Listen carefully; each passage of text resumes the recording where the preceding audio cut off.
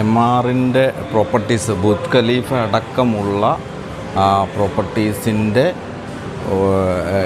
ബാക്ക്ഗ്രൗണ്ടാണ് അതിൻ്റെ സെയിൽസ് സെൻറ്ററിൽ നിന്ന് കാണുന്നത്.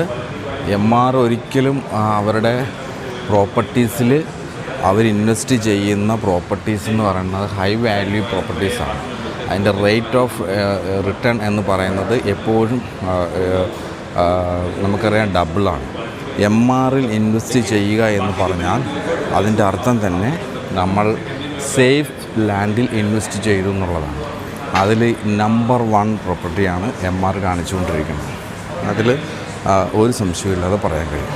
നമുക്കറിയാം, ഞാനിപ്പോൾ ഈ ബാക്ക്ഗ്രൗണ്ടിൽ കാണിക്കുന്ന ഒരൊറ്റ പ്രോപ്പർട്ടി മാത്രം മതി എം ആറിൻ്റെ വാല്യൂ എന്താണ് എന്ന് മനസ്സിലാക്കാനായിട്ട്.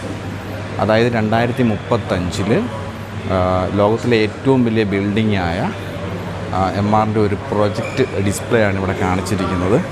അതിൽ നമുക്കറിയാം ഈ ഏറ്റവും അവരുടെ എല്ലാ പ്രൊജക്ട്സും ഇവിടെ തന്നെയുണ്ട്. അതിൽ തന്നെ ഒരു 2300 മീറ്റർ ഹൈറ്റ്സിൽ വരുന്ന, അതായത് ഇന്നത്തെ ബുർജ് ഖലീഫേൻ്റെ ഇരട്ടി ഹൈറ്റ്സിൽ വരുന്ന ഒരു പ്രോപ്പർട്ടീൻ്റെ ഡീറ്റെയിൽസാണ് അവരിവിടെ ഡിസ്പ്ലേ ചെയ്തിട്ട് കാണിച്ചിട്ടുള്ളത്.